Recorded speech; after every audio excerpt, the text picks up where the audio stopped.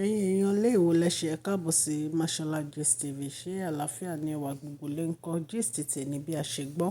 Ti wà church wọ́n ní wọ́n sá jáde nínú apartment wọn. Wọ́n ní pẹ̀lú aṣọ night gown wọn ni wọ́n sá jáde. Wọ́n ní ọpẹ́lọpẹ́ pé màmá wọn wà nínú ilé ló fi sáré tẹ̀lé wọn. Wọ́n ní torí wọ́n rí scorpion ní inú ilé. Wọ́n ní scorpion tí wọ́n rí, wọ́n ní Ọlọ́run ló yọ wọ́n bí a ṣe gbọ́ ẹ̀yin èèyàn lé. Ẹ̀yin náà mọ̀ pé ó ti tójọ́ mẹ́ta kan tí Jagunlabi àti àwọn nǹkan tó ti ń yọ sí àwọn olórí. Wọ́n ní wọ́n dẹ̀ ti rọ̀ wọ́n títí pé kí wọ́n jẹ́wọ́. Wọ́n ní ṣùgbọ́n wọ́n takú. Wọ́n ní wọn ò jẹ́wọ́. Wọ́n ní gbogbo nǹkan tí àwọn yìí onífá ń sọ fún wọn. Wọ́n ní etí ẹ̀yìn wọn ló ń bá jáde. Wọ́n ní wọn ò jẹ́wọ́ o. Wọ́n ní bí àǹtí wa ṣe rí scorpion yìí, wọ́n ní ìhòòhò ọmọlúàbí pẹ̀lú náìtì tó transparent ni wọ́n fò jáde nínú ilé. Wọ́n ní màmá wọn ló lọ dì wọ́n mú. Wọ́n ní ṣe ló dàbí ìgbà tó yẹ pé nǹkan kan ṣe wọ́n. Ẹ̀yin èèyàn lé allegedly nǹkan tá a gbọ́ nìyẹn. Ẹ mọ̀ wípé ọ̀rọ̀ yìí wọ́n ní wọ́n ti ń sọ fún wọn pé kí wọ́n jẹ́wọ́ gbogbo wọn. Wọ́n ní ìgbà tí wọ́n lọ bá kábíyèsí nínú palace lórí ọ̀rọ̀ àǹtí wa pẹ̀lú gbogbo Jagunlabi tí wọ́n ní kó lọ jẹ́wọ́. Wọ́n ní ṣùgbọ́n wọn ò jẹ́wọ́. Wọ́n ní kábíyèsí ń sọ fún wọn pé ọ̀rọ̀ yìí ṣó àwọn lọ́wọ́ pé nǹkan tí wọ́n lè ṣe ni kó jẹ́wọ́. Wọ́n ní màmá onífá ti ní kó jẹ́wọ́. Wọ́n ní gbogbo àwọn even gan gbogbo àwọn tó wà nínú palace tó jẹ́ pé àwọn onífá yẹn wọ́n ní gbogbo wọn ni wọ́n ní kó jẹ́wọ́ pé tí wọ́n bá jẹ́wọ́ pé nǹkan tí wọ́n máa rí pé ó tún máa kọjá èyí tí wọ́n rí yìí. Wọ́n ní ìgbà tí àwọn màmá wọn lọ sínú palace pẹ̀lú scorpion tí àǹtí church rí, wọ́n ní wọ́n gbọ́ pé kábíyèsí ti lọ sí Àbújá. Ẹ mọ̀ pé àwọn màmá wa Esther Ajayi wọ́n ń ṣe comforter meeting ní Àbújá tó jẹ́ pé gbogbo àwọn èèyàn Ọlọ́run wọ́n máa wà ńbẹ̀. Wọ́n ní wọ́n dẹ̀ invite kábíyèsí sí meeting yìí. Wọ́n ní so wọn ò bá kábíyèsí nínú palace. Ó ní a sọ fún yín wípé Queen Naomi lọ bá wọn ní Àbújá fún meeting yìí. So wọ́n ní gbogbo nǹkan tó ṣẹlẹ̀ pé àlẹ́nu ló jẹ́ pé báwo ni wọ́n ṣe ń rí scorpion. Jẹ́ kí n kí ẹ̀yin ará ilé ní ilé lóko àtìlẹ́yìn òde pé káàbọ̀ sí Mashola Gist TV. Mashola Gist TV ń kí yín. Mashola Gist TV ń kí yín. Adúpẹ́ adúpẹ́ atọ́pẹ́dá. Mashola Gist TV ń kí yín. Mashola Gist TV ń kí yín o ní ẹ ṣé o lọ́wọ́ ọkùnrin lọ́wọ́ obìnrin lọ́wọ́ ọmọdé lọ́wọ́ àgbà lórí gbogbo bẹ́ẹ̀ ṣe ń comment ten like ten share àdúpẹ́ ní ọwọ́ gbogbo yín. Mashola Gist TV ń kí yín. Ẹ̀yin olólùfẹ́ wa ẹ káàbọ̀ sí Mashola Gist TV. Ṣé àlàáfíà ni ẹwà gbogbo lè ń kọ́? Orúkọ mi ni Mashola kò yí padà. A máa ń sọ̀rọ̀ nípa celebrity gist, royal gist, politics àti gbogbo nǹkan tó ń ṣẹlẹ̀ ní agbègbè orílẹ̀-èdè bàbá wa ní ilẹ̀ Nàìjíríà. A ń sọ̀rọ̀ nípa celebrity gist, royal gist, politics àti gbogbo nǹkan tó ń ṣẹlẹ̀ ní orílẹ̀-èdè wa. Ẹ̀yin èèyàn lè tẹ́ bá ti subscribe, ẹ tẹ notification bell kẹ́ ẹ subscribe so that a bá ti post any gist ẹ máa rí. A ń sọ Yorùbá lórí channel yìí nítorí pé a fẹ́ gbàgbé àṣà àti èdè wa. Ẹ̀yin èèyàn lè à ń ṣe advert lọ́lọ́kùn òjọ̀kan lórí channel yìí. Ẹ kàn sí wa ní Mashola Gist TV. Ọlọ́run Elédùmarè á bá mi gọ́wọ́ yín sókè o. Ọlọ́run Elédùmarè á bá mi ran gbogbo yín lọ́wọ́ o. Òkè òkè ni ọlá yín á máa lọ o. Ọlá yín ò ní lọ ìsàlẹ̀ láíláí.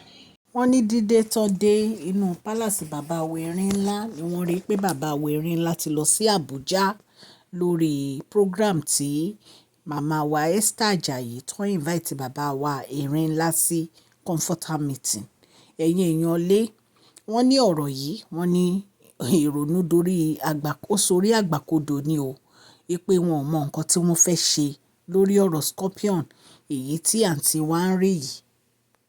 Oríṣiríṣi la gbọ́ wípé àwọn olórí ti ṣe nínú palace kábíyèsí.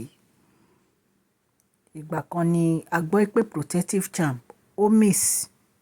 Ìgbà kan ni a gbọ́ wípé wọ́n rí ìkòkò mọ́ inú palace. Oríṣiríṣi mélòó la fẹ́ sọ fún yín. Ṣùgbọ́n wọ́n ní wọ́n ń sọ fún wọn kán lọ jẹ́wọ́ ẹ̀ṣẹ̀ wọn. Wọ́n ní wọ́n yarí. Wọ́n ní wọ́n fẹ́ jẹ́wọ́. Wọ́n ní wọ́n fẹ́ sọ nǹkan tó ṣẹlẹ̀ síta. Gbogbo àṣírí wọn lẹ́yọ kọ̀ọ̀kan ló ń jáde sí kábíyèsí lọ́wọ́ ẹ̀yin èèyàn lé gbogbo àwọn nǹkan tí kábíyèsí ò rò gan wípé wọ́n ṣe kábíyèsí ń find out lẹ́yọ kọ̀ọ̀kan wípé wọ́n ṣe àfi kí ọlọ́run elédùmarè kó ṣàánú fún kábíyèsí lórí ọ̀rọ̀ àwọn olórí yìí. Tí Queen Naomi bá dẹ̀ ti fẹ́ wá sínú palace ni wọ́n máa ń gbógun kógun ẹ̀yin náà wo bọ́n ṣe lọ rí orí màálù sí inú apartment Queen Naomi ẹ̀yin náà wo irú ìwà burúkú yẹn báwo lèèyàn á ṣe lọ gbé orí màálù tó máa lọ rí tí wọ́n ti wé ní oògùn tán wá rí mọ́ inú apartment èèyàn ó ṣòro láti gbàgbọ́ ẹ fẹ́ kí ẹni ẹlẹ́ni padà sílé ọkọ ẹ wá lẹ́ẹ̀rín ejò ẹlẹ́ẹ̀rín scorpion ẹlẹ́ẹ̀rín oríṣiríṣi nǹkan tó ń lé yín kiri ẹ rí pé nǹkan ó ń bẹ ní ẹ̀yìn ọ̀rọ̀ yìí tí ò yí àwọn ènìyàn gbogbo ẹ̀ la máa sọ tá bá ti ń gbọ́ bóyá tí gbogbo àṣírí yìí tó bá wà ní ìta bóyá wọ́n á jáwọ́ gbogbo ìwà burúkú tí wọ́n ń wù ẹ̀yin èèyàn lé nǹkan tí ò yé mi ni pé kí ló dé tí àwọn olórí yìí ò lè jẹ́wọ́ ẹ̀ṣẹ̀ wọn gbogbo ẹ̀ṣẹ̀ tí wọ́n ṣẹ̀ kí wọ́n dẹ̀ wà ní kí ọkàn wọn lè balẹ̀ gbogbo nǹkan tó ń lé wọn kiri kò ní lè wọ́n mọ́ ìyẹn tó bá ti fi òótọ́ ọnú tó fi jẹ́wọ́ ẹ̀ṣẹ̀ wọn wọ́n ní tí ẹlẹ́ṣẹ̀ bá ti mọ ẹ̀bi ẹlẹ́bi kò ní pẹ́ lórí ìkúnlẹ̀ so kí wá ló dé tí ẹ lè jẹ́wọ́ ẹ̀ṣẹ̀ yín wọ́n ní ìyá onífání tí wọ́n bá jẹ́wọ́ ẹ̀ṣẹ̀ wọn wọ́n ṣẹ̀ bẹ̀rẹ̀ ni ẹ̀yin èèyàn lé nǹkan tá a gbọ́ nìyẹn o bóyá tí kábíyèsí bá wá dé wọ́n á rí nǹkan kan ṣe sí ọ̀rọ̀ yìí ẹ̀yin èèyàn lé wọ́n ní bí àǹtí wa ṣe sá jáde ní òwò nìyẹn o wọ́n ní night gown tó wà lára wọn gan wọ́n ní gbogbo ara wọn lè máa rí ẹ̀dẹ̀mọ́ ipá abomination ní kíyàwó ọba kán rí òwò jáde ẹ̀yin èèyàn lé kì í ṣe nǹkan tí ó jẹ́ nǹkan kékeré allegedly bí a ṣe gbọ́ o tó bá jẹ́ pé lóòótọ́ ò ní nǹkan tá à ń gbọ́ yìí a ní ká wá torchlight sí ni. bí a ṣe gbọ́ wọn ní ọpẹ́lọpẹ́ màmá wọn tó wà lọ́dọ̀ wọn ló dì wọ́n mọ́ ń mú tí ò jẹ́ kí wọ́n ṣe gbogbo ara wọn sílẹ̀ nítorí pé wọ́n ní aṣọ tó wà lọ́rùn wọn epo transparent ẹ̀yin èèyàn lé nǹkan tí a gbọ́ allegedly nìyẹn.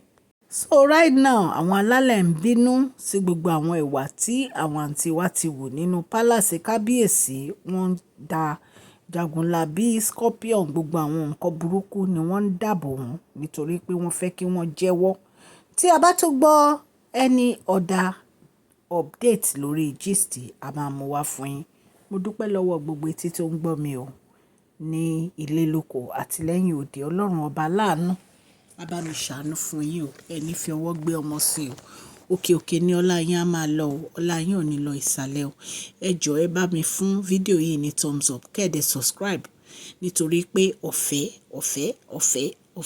ló bá dé kò ná yín ní nǹkan kan subscribe ẹ kàn máa tẹ̀ mí ẹ dẹ̀ máa gbádùn gist wa mo dúpẹ́ fún gbogbo ẹ̀yin tẹ́ ti subscribe ẹ ṣe ń share tẹ́ ń like tẹ́ ń comment ọlọ́run á bá mi gbọ́wọ́ yín sókè o ní agbára ọlọ́run ẹ má gbàgbé a nífẹ̀ẹ́ yín o a nífẹ̀ẹ́ yín ní Mashola Gist TV ọlọ́run á wà pẹ̀lú gbogbo yín please share this video like and subscribe God bless you all Mashola Gist TV love you all.